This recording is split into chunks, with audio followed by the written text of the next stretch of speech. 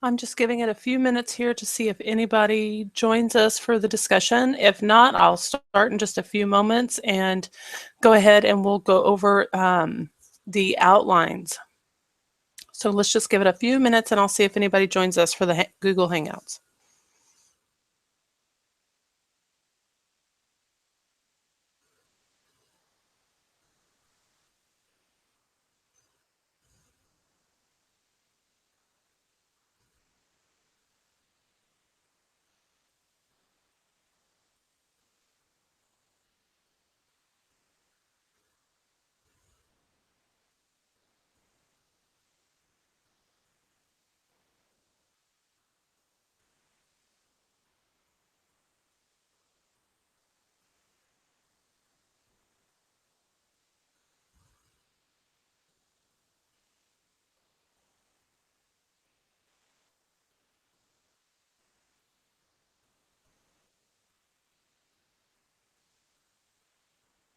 All right, well, I guess I will go ahead and get started. And if anybody joins us after this, then feel free, if you have any questions, to go ahead and ask. If you are watching on the YouTube live video, you can come over and join me on the Google Hangouts, or you continue to just watch and ask questions later through the James Patterson community, online community, the hub, or on the Facebook events page, either one. Today we're going to discuss just outlines, all different types of outlines, so what some of the benefits of the outlining process is, debunk some of the myths about what outlines aren't, and just generally go through the process of outlining. Debunk some of the myths about what outlines aren't. All right, next, introductions. My name is Amanda Poggemiller. I'm not an expert on outlines, but I'm definitely an enthusiast. I believe in them wholeheartedly.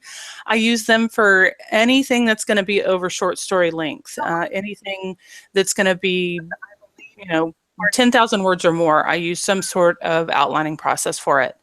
I joined the James Patterson MasterClass back in, I guess it was February of last year. So I've been a part of the community for a little over a year. I joined the community for the competition mostly, but I've gotten so much out of the class. So I'm really glad that I joined in. All right. Is anybody else joined us yet? Yes. Okay, great. Why don't you introduce yourself? I'm Laurel Rudolph. Great. When did you join MasterClass? I did about a few months ago, I think. Great. Have you finished it, or are you still going through it? I'm still going. I got stuck on the outline, so that's why I'm here. Absolutely. Great. Okay, well, great. It's a good thing to go through the class slowly because you get more out of it that way. Right. The first time through, I kind of rushed through it because I was so excited to see what all it had. But then I went back and made sure that I absorbed more of what was in the class. So great. Anybody else here with us today? Okay, it may just be me and you, Laurel, but we'll go through the outlining and then other people can ask questions later because I know we've got a lot of people who wanted to attend that were international that just couldn't because of the time. So we'll go ahead and go on. Cool. All right.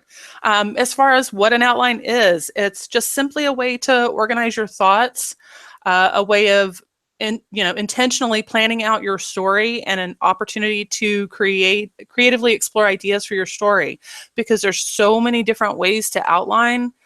Personally, I use more than one. If I get stuck in a story, I'll use mind mapping, because using those colors and using just a different layout will sometimes spark something so that I get unstuck in a certain part.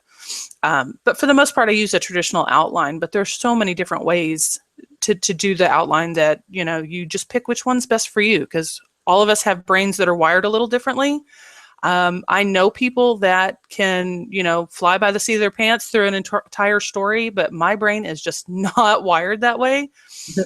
If I tried that, I would ramble. As a matter of fact, when I first started writing, I did try that and I got so frustrated and I knew that I just couldn't do that. So what initially got me started in outlining, even before the James Patterson class, was reading. I knew I needed to read books about writing because trying to start a story made me realize how little I knew about actually writing a book. And so that got me started with the outlining, and I just experimented until I found something that worked for me. What an outline is not. I hear a lot of times that people feel like an outline is restricting. It doesn't allow them to be as creative as they'd like to be. But personally, I find that it frees me up to be even more creative. It's not a rigid set of rules to follow either. There is no one completely right way to outline. There's the way that James Patterson outlines, there's the way that I outline, and there is a whole bunch of other types of outlines out there. As we saw just in the example on the first slide of our thing on J.K. Rowling's outline. To us, that looks like a bunch of boxes, but it makes sense to her, and it helped her plot out Harry Potter. So can't be bad, right? Best-selling book. Right. All right. And it's definitely not set in stone. What you put in an outline, you're not going to be hindered by what you put in an outline, because it can always change. It's a fluid thing. I change my outlines throughout the story because I'll get in the middle of a chapter, have an idea about something new, and I'll go and I'll adjust. Doing an outline the way that I do it, it's pretty easy to go through, add chapters, delete chapters, move chapters around. And it just depends on ultimately what works, like I said, what works best for you. So first we'll talk a little bit about traditional outlines. Even though J.K. Rowling's outline doesn't necessarily look like a traditional outline, it is in that she goes through and she summarizes each part. Now, in her writing style, she has longer chapters, but in each chapter, she usually touches each of her main characters. And so it makes sense that she would write a little blurb about what she has going on in a particular area of the book. And then she goes on to show how that's going to affect each part or each character, what their viewpoint of it is, or what they're doing during this time. And it usually has a layout in some form from beginning to end. I know some of people that do this with index cards. It's really easy to write down on an index card an idea you have for a chapter, and then you just start putting them in order. Or as you get ideas, you may leave spaces for chapters. You don't know what's going to happen for later. And so it's really easy to manipulate and to move around. But it's also easy to do that in Excel or a different spreadsheet, because we're going to look at Google Sheets, which for our purposes works basically the same as Excel. And so we'll look at putting the information in Excel and how much information we can actually track with that. All right, next we'll talk about mind mapping. Mind mapping is, to me, an extremely creative way to outline, because you start with a central idea or concept, and then you build out from there. For instance, you may start with your main idea, and then you may off of that idea create characters or settings or situations that you might want to explore further. A lot of people, when they do mind maps, they do use color, they use images, they use words. And like I said, for me, that helps, because using color usually inspires my creativity. So that works well. That works well for me, like I said, when I'm stuck in a certain part. I know I want something to happen, but I'm not real sure how I want it to connect to the bigger story. And this is the method that I'll use to figure that out. All right, next, the snowflake method. This is pretty much exactly how it sounds. And this is great for anybody if you don't like a traditional outline, or if you want a place to start, but you don't want to necessarily use a traditional outline. This is another good way to go. Snowflake method usually starts with one sentence. For our purposes, we'll call it the hook. It's just a general summary of a short general summary of what the story's about. And then you go from there. From there, you build your characters. With your characters, you'll really flesh out the characters first with the story idea in mind. And so you're going to create their backgrounds. You're going to create their, any kind of quirks that they have. What's their motivation during the story? What's their goals? And things like that. Then after you've created all of your characters, then you can go back and you expand that tiny summary that you had into a paragraph. And from there, you can expand that into a page. And then you might expand that into 3 pages. And then you continue to do that until you feel like your story is completely fleshed out. And then you start writing your chapters. So like I said, just another way to outline. The next one is the hero's journey. This is really good if you have, for instance, a fantasy or like sci-fi writers that have a general, I don't want to say like a set in stone plot, but a lot of sci-fi and a lot of fantasy writers follow this type of journey with the call to action, meeting a mentor, crossing a threshold as far as from what they knew of the world into something new about the world. They go through some kind of trials and tribulations, and then eventually they triumph over evil. But this would work equally well with a traditional 3-act type of story. For instance, anything where you have a beginning, a middle, and an end. To each of those parts, you're going to have some sort of building, anticipation, obstacles to a final ultimate in that part, not ultimate to the story, but ultimate to that part type of obstacle, where if you have a hero type character, they are going to fail for the present time, but not overall, if that makes sense. So that works well for that. This is a little more structured, but because it's not a traditional outline where you're mapping every step, you're just mapping the general steps. It also works for people who don't want to use that traditional type of outline, which would nail you down to chapters. Not that they have to be nailed down, but I know that that's how some people feel about traditional outlines. All right. And finally, we have draft 0. This is the ultimate anti-outline. It's basically free writing. You just go in and you start and you write down it's like a brain dump. You just write everything that comes to mind. And once your mind is blank, then you stop, you go back, you cross out what doesn't work, you keep what works, and then you expand on that. And you continue until you have kind of a roadmap for your story.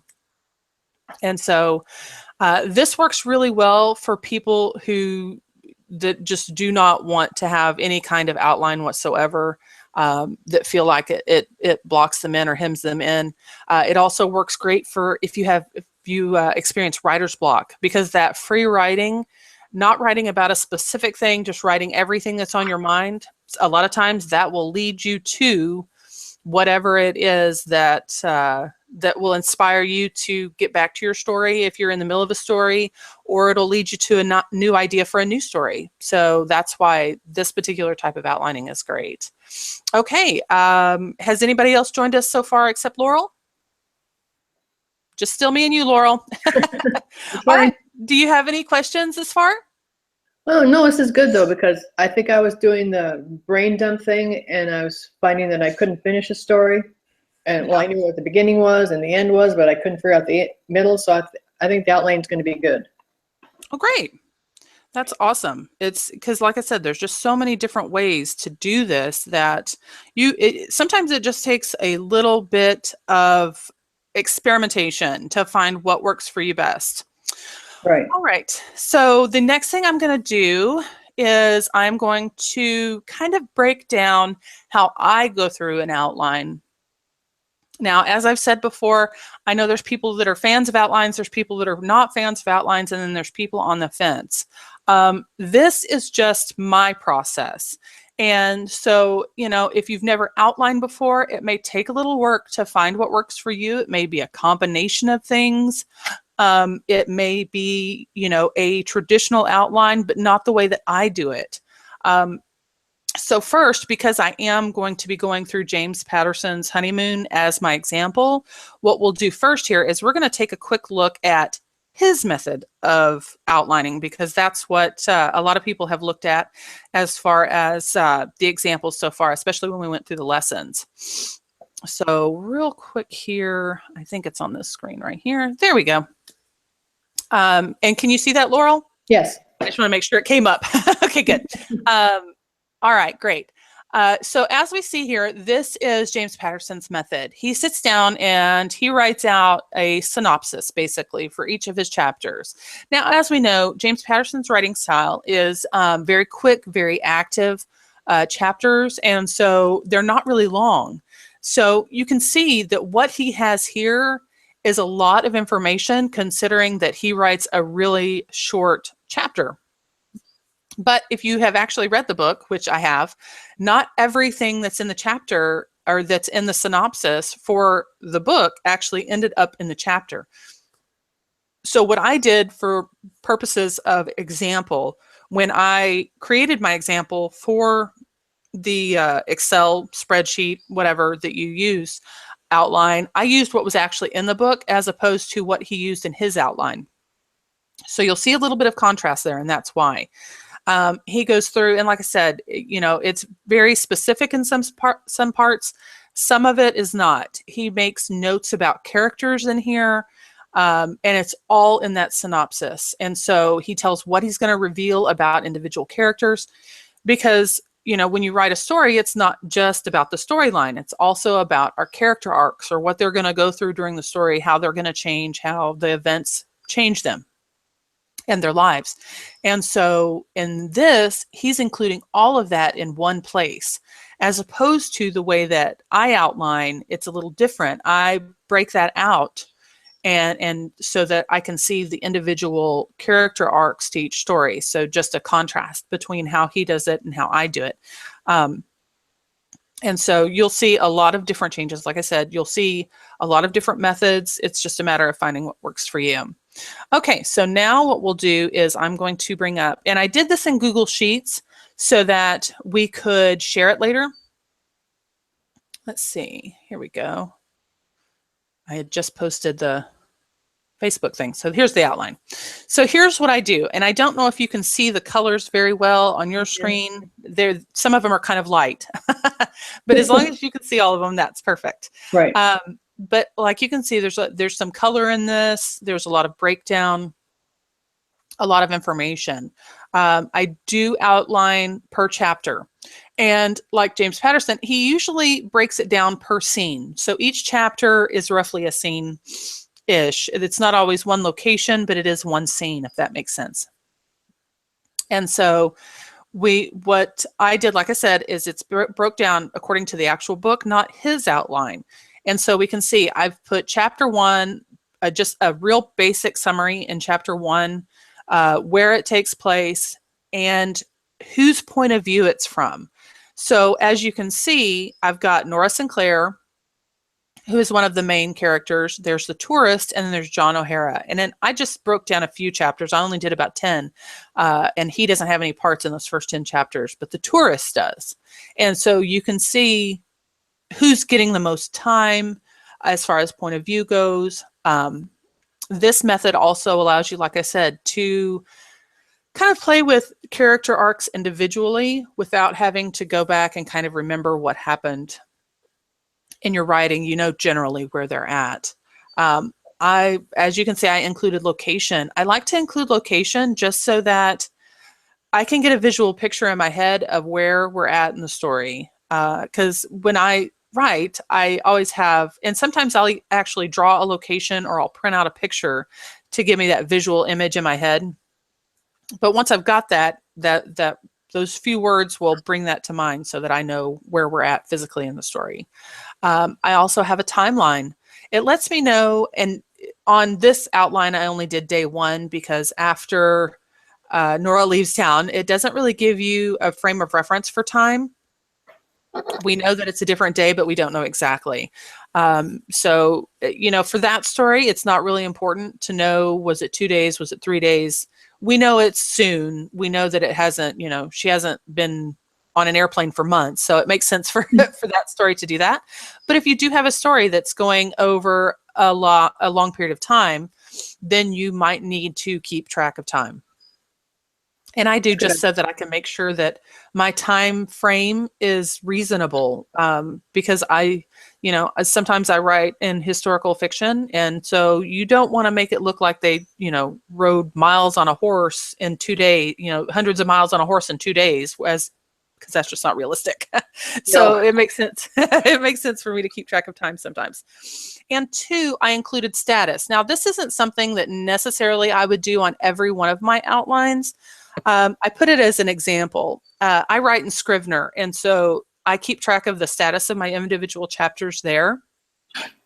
And so I don't have to necessarily keep track of it on my outline. But if you write with a different type of software that doesn't allow you to do that, you can certainly do it here. And of course, one of the benefits of doing this type of outlining is that it's easy to simply go in. If you want to delete a particular chapter, you simply delete it. If you wanted to, insert a chapter, it's really easy to go in and simply insert one. And so this, to me, because I'm comfortable with Excel and spreadsheets, is just as easy as putting it down on index cards for me. But it just depends. And you'll also see over here on this side where the chapters are, you'll notice I have those color coded too. This works well with the way I plot out my stories, because I'll have a beginning number of chapters, I'll have a middle set of chapters, and then I'll have the end of the book. And the reason that I do that is because that way I can go in and I can plot out where the major conflicts in my story are. I know that I'm going to have one major conflict at the end of the beginning of my book. I know I'm going to have another major conflict at the end of the middle of my book. And then I know I'm going to have the ultimate supreme conflict at the very end of my book. And so that helps me kind of plot out. And especially like what you were talking about with not being able to fill in the middle sometimes. Mm-hmm. I will go in and I will go, okay, I know what I want this to happen here, and I know I want this to happen here. And then that's when I go in and fill out from point A to point B. If I don't know exactly how that's going to happen, that's when I use mind mapping. Say that I know that a certain character is going to get kidnapped, but I don't know exactly how that person's going to be kidnapped. That's when I'll go in, I'll use the mind mapping. And for instance, I'll start in the middle with the kidnapping, and then I'll put a who, and then I'll think, okay, where do I want it to happen? What time frame is it going to happen in? Why is it happening? How are they going to get a hold of this person, actually get their hands on this person? What setting are they in? And so I'll go through all those details with mind mapping, and that helps me kind of fill in the details and fill in the middle part, if that makes sense. It does. Okay, great. Is there any other questions up until this point? No, it's great. Awesome. You've got lots of ideas. Great. That's awesome. All right. I am going to just real quick here. I'm going to check and see if there is any questions over here on the Facebook page. I'm just going to refresh it real quick and see if there's any questions here. And then I'll check the hub to see if there's any questions there. I don't see any questions here, so let me go check the hub real quick, just make sure that nobody has any questions over there.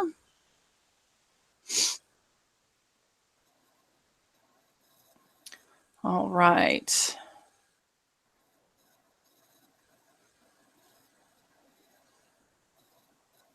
I am not seeing anything here. Okay.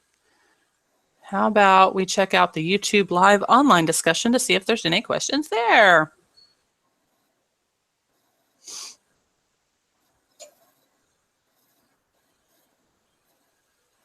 I don't see any. Let's see, any questions? I'll go ahead and type it just in case. We're watching the video on the video. All right. I don't see any questions here. All right. Did anybody else join us since we started the video that have any questions?